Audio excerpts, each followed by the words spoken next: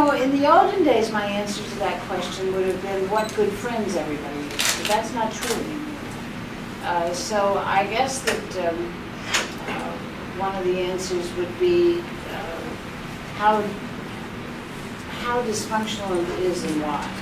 Women's vote is vital in every election, but it has nothing to do with the contraception debate.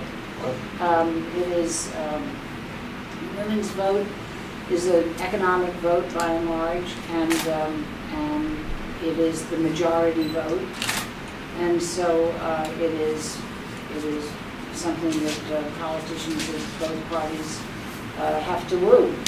And one of the problems that the Republicans have had in recent years has been succeeding with the women's vote, mainly because women tend to have a slightly more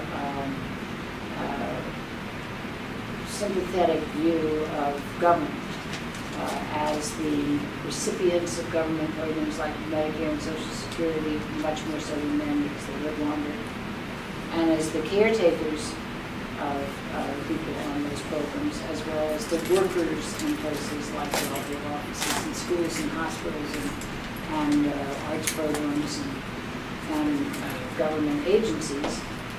They tend to be less hostile to government than they are, and that leads them to vote in the Democrats. There are lots of nasty ads out there, but that's been true throughout our history.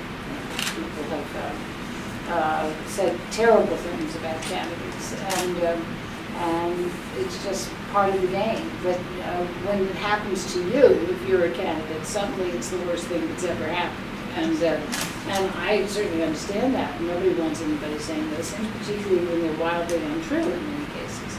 But to dramatize this is the worst we've ever had is just not a statement of fact. It will take a major shift in the Congress and the presidency to do that. Now, one way to get out of deadlock is to have people from the same party, but then voters never like that because then they get in and get too extreme one way or the other, and voters prefer deadlock to that. But it seems to me that you can have compromise without having deadlock, and that's what we're missing right now. And I think we have to get through this election and see where we are on the other side. Anytime there's an attempt to have more than the two-party system, it fails. And though even those attempts have been much more regional than ideological, and so I don't see a third party emerging or a fourth of any of those. What I do think is true is that you see more and more people disaffiliating from any party, and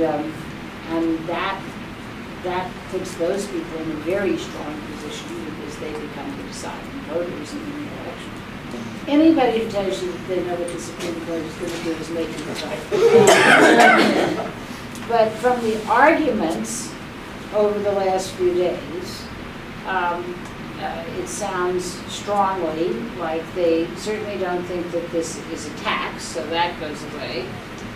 They sound like they are ready to throw out the individual mandate as unconstitutional, and they sound like they are trying to figure out what that then leaves. Anything or nothing. And so I think that they probably don't know the answer to that at this point. It's something they have to think through and write through as they get to the actual writing of the decision.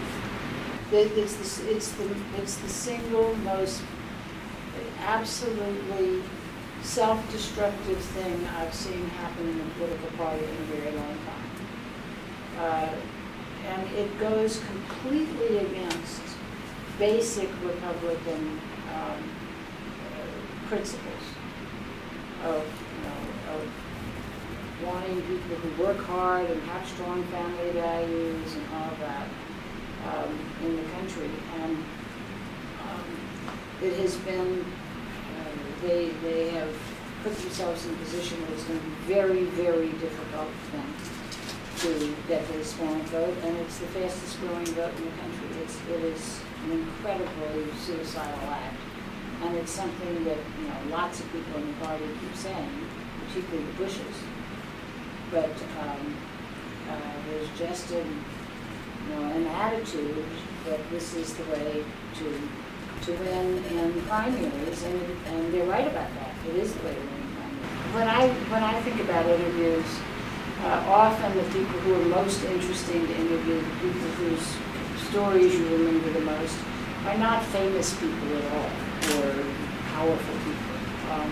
They're voters in shopping malls who can really express the concerns and the excitements of what people are doing in the country at any given time. And those can be by far the most interesting people.